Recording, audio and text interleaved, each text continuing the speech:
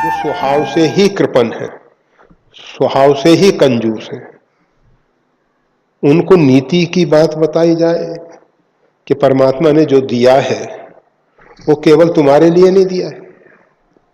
परमात्मा ने देखा, प्रकृति ने देखा कि तुमने पहले उसका सदुपयोग किया था और प्रकृति को लगा कि इसको पुनः अवसर देना चाहिए। प्रकृति ने अवसर दिया, हम उस अवसर का दुरुपयोग करके,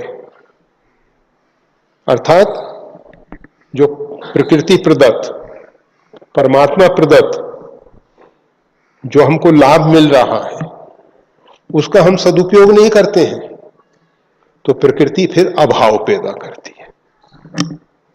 परंतु जो स्वभाव से ही कंजूस है उसको इस प्रकार की नीति की बात नहीं समझ में आएगी।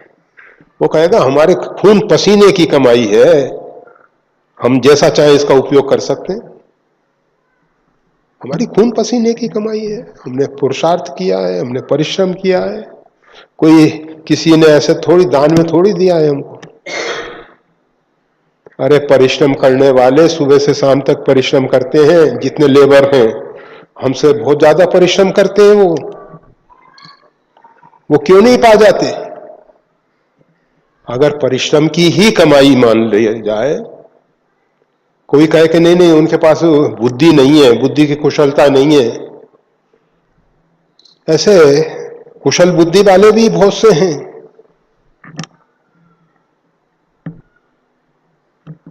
जिनके पास अर्थाभाव है, केवल बुद्धि से और श्रम से अर्थोपार्जन नहीं हो जाता है, या कोई भी अन्य उपलब्धि जो है केवल इन दो से नहीं होती है। आप देखते हैं महाभारत में कर्ण ने पूरा पुरुषार्थ किया, सब सद्गुण उसमें है, फिर भी अर्जुन के सामने पराजित होना पड़ा। जहां जहां युद्ध में गया वहां वहां उसको हार माननी पड़ी।